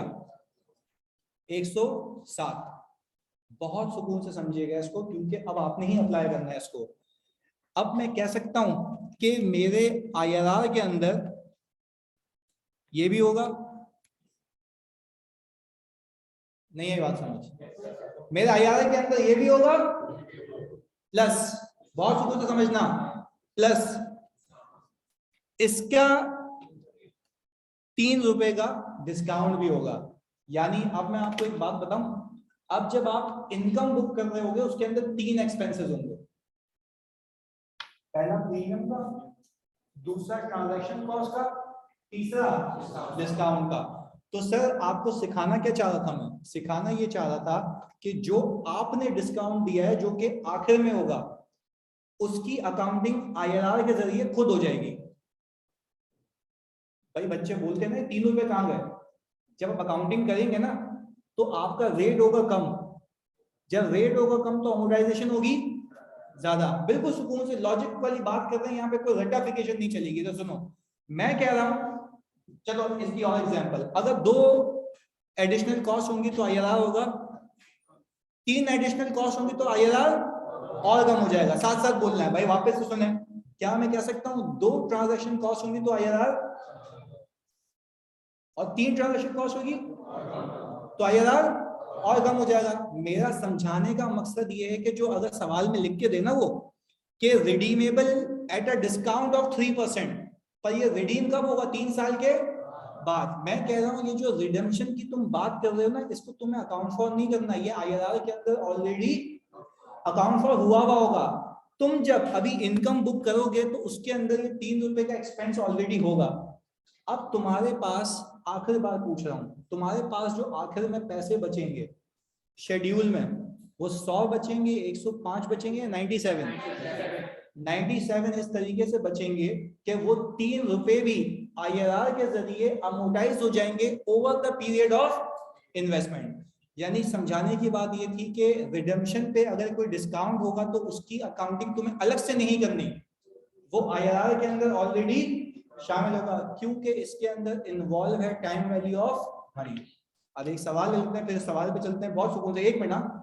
यानी कि सर आईआरआर जो दिया हुआ होगा वो इन 3 एडिशनल कॉस्ट को नेट करके आया होगा। पहले बताओ क्या जुहैर सही कह रहे हैं?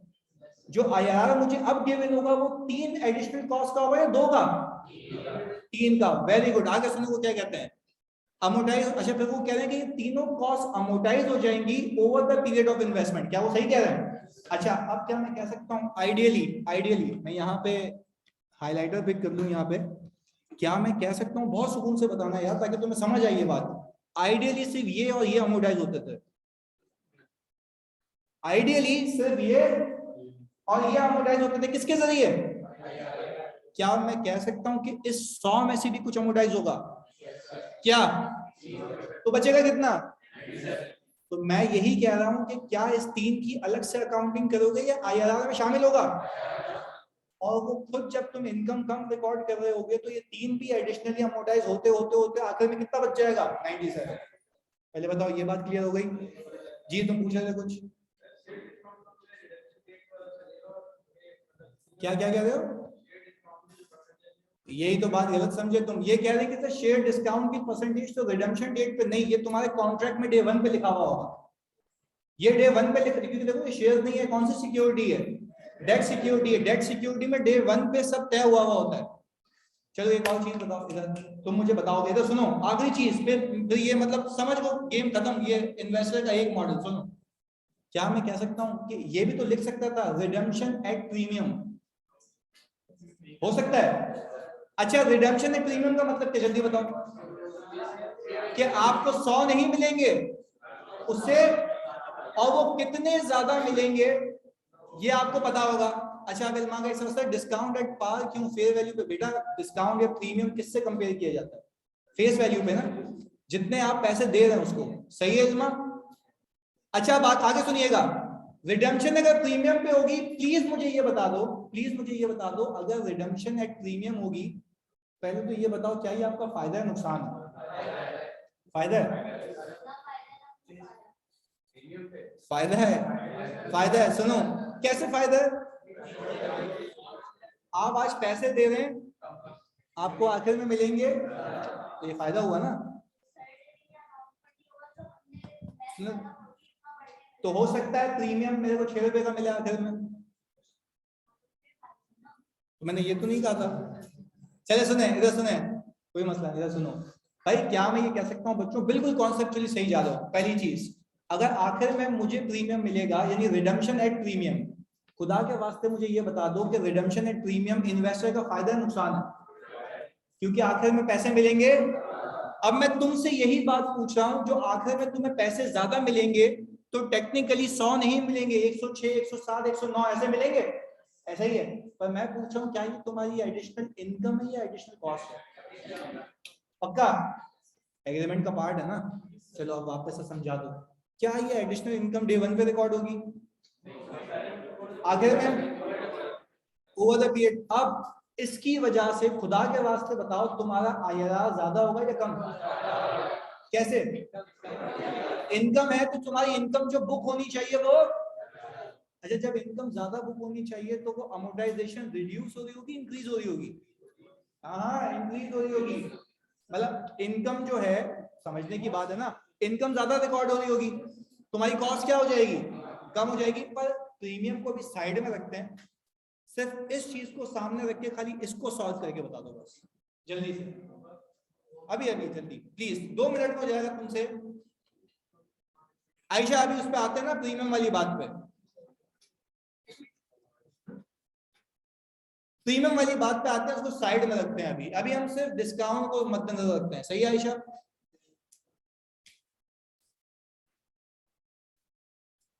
अच्छा अपने पास ये भी लिख लेना कि डे 1 पे सिर्फ वो चीजें अकाउंट पर होंगी जो आपने अपनी जेब से दी हैं। लिखो अपने पास, डे 1 के ऊपर सिर्फ वो चीजें अकाउंट पर होंगी जो आपने अपनी जेब से दी हैं, यानी डे 1 पे दिया गया प्रीमियम और डे 1 पे दी गई ट्रांजैक्शन कॉस्ट, बस ये अकाउंट पर होंगे, दैट्स इट। सही है लास्ट वाली? अच्छा निशा अभी आप लास्ट वाली जो प्रीमियम वाली बात है ना वो भूल जाओ, प्रीमियम अभी हमने हटा दिया, हमने कहा कि हम अभी सिर्फ डिस्काउंट वाली बात कर रहे हैं। सही है निशा? अभी हम सिर्फ और सिर्फ डिस्काउंट वाली बात कर रहे हैं, हम उसी पे ही हैं अभी। प्रीमियम वाली बात इसके बाद सीखेंगे जब वो वक्त आएगा।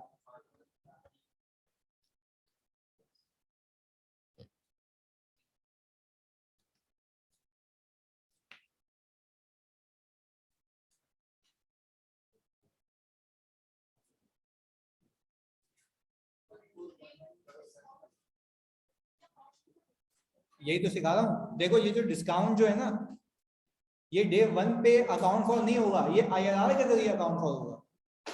मैंने अभी क्या लिखवाया, डे 1 पे सिर्फ किसकी अकाउंटिंग होगी? वो पैसे जो मेरी जेब से गए, दैट्स इट, उसकी अकाउंटिंग होगी। अब सवाल ये आता है कि जो डिस्काउंट मुझे मिलेगा वो कैसे अकाउंट फॉर होगा? वो आईआरआर के जरिए अकाउंट फॉर होगा। कितने सालों में? 3 सालों में।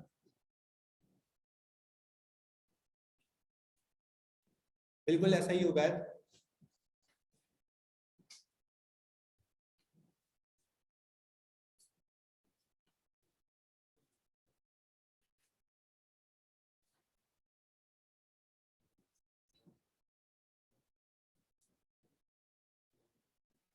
3.5% फेयर वैल्यू पे लगेगा ना अपना, है?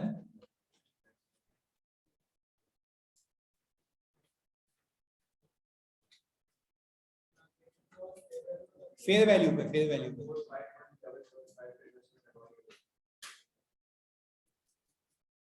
टोटल इंटरेस्ट आया तुम्हारा, अभी देखते हैं।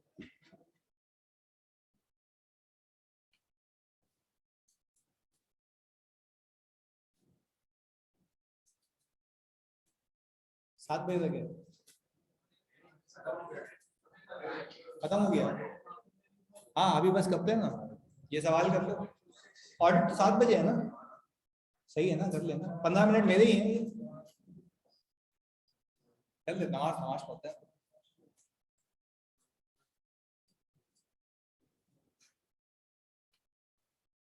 ये अप्लाई करना सीख जाना डिस्काउंट वाला केस।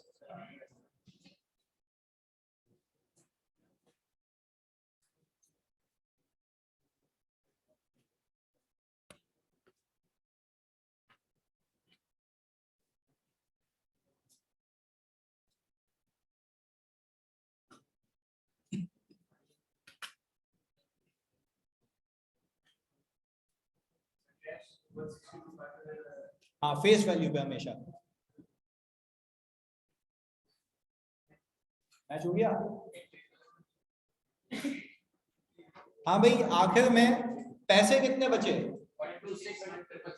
126,100,000। अच्छा इसको अगर 13,000 से डिवाइड करो तो 97 आना चाहिए। 13,000 से इसको डिवाइड करो 97 आया। 97 का मतलब है कि आपको पैसे आखिर में मिलेंगे कम। इसको बहुत फोकस होकर देखना अगले 5 मिनट, इसको बहुत फोकस होकर देखना अभी, क्योंकि मैं इसमें प्रूव करूंगा आपको कि जैसे चीजें अकाउंट फॉर हुई हैं।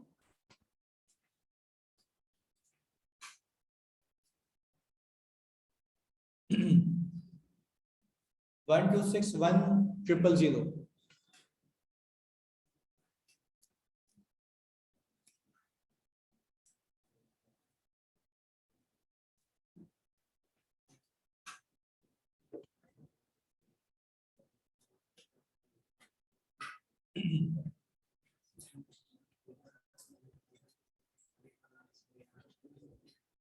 हाँ जी डन हो गया।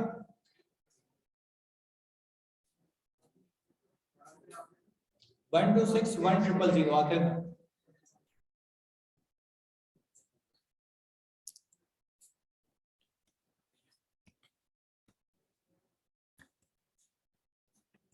जानी जल्दी से मुझे ये बता दो कि फेस वैल्यू कितनी है?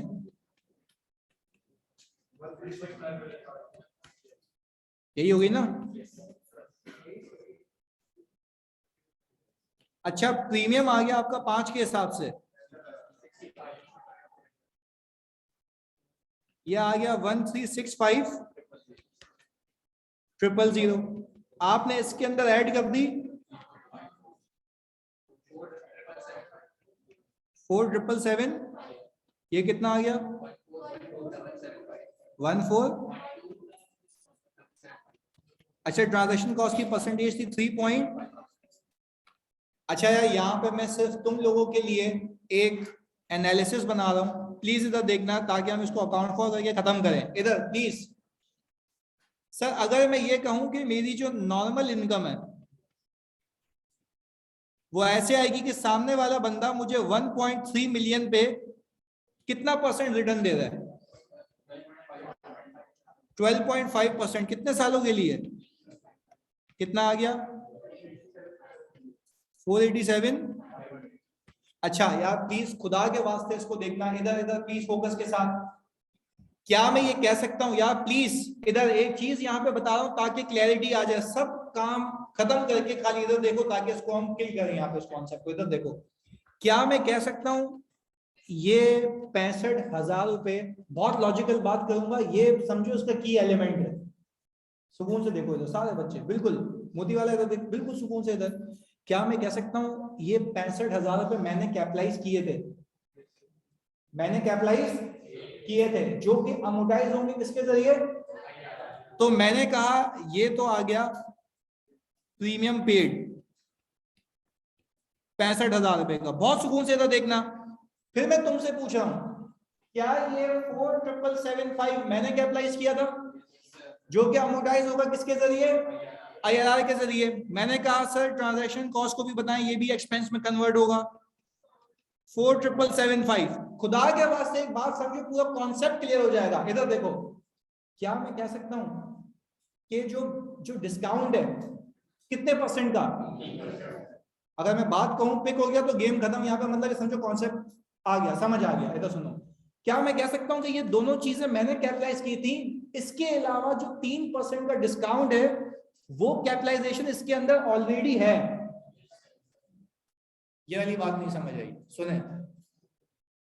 ये 100 रुपए की वैल्यू है,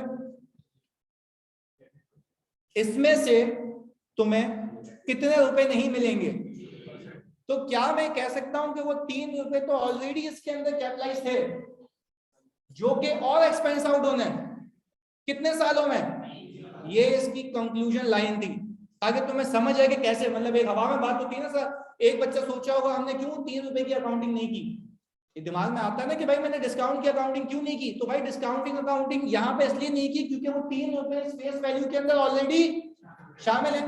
तो क्या मैं ये कह सकता हूँ, अब बिल्कुल बताओ अल्लाह को हाजिर नाजिर जान के, क्या ये बात समझ आ रही है कि इस 100 रुपए के अंदर वो 3 रुपए ऑलरेडी, बाकी जो 2 चीजें वो तुमने कैपिटलाइज की हैं, तो ये 2 तो कैपिटलाइज अमाउंट अमोर्टाइज होंगी, साथ साथ वो जो 3 है वो भी क्या होगा, अमोर्टाइज होगा। तो आज के बाद कोई तुमसे पूछे, प्लीज सुकून से बताओ, आज के बाद कोई तुमसे पूछे कि वो 3 की अकाउंटिंग क्यों नहीं की, अकाउंटिंग करने की नीड है या ऑलरेडी अकाउंटेड फॉर है, ऑलरेडी अकाउंटेड फॉर है। इट्स जस्ट दैट कि तुम्हें उसको क्या करना है, एक्सपेंस आउट, किसके जरिए, IRR के जरिए। तो क्या मैं ये कह सकता हूं कि जो डिस्काउंट इंक्लूडेड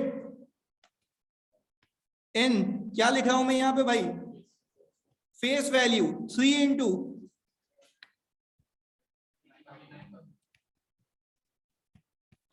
नेट कितना आ गया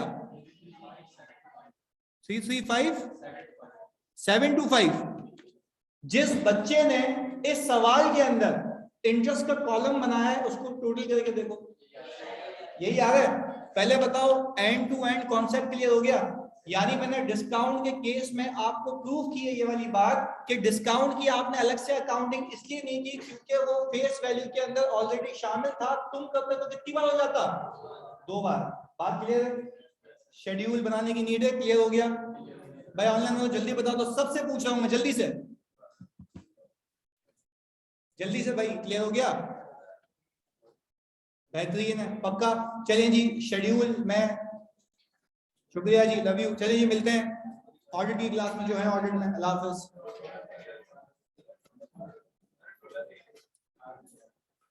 इंटरेस्ट के कॉलम का आपका ये मैच कर रहा होगा, यही है। चलिए जी, गुड।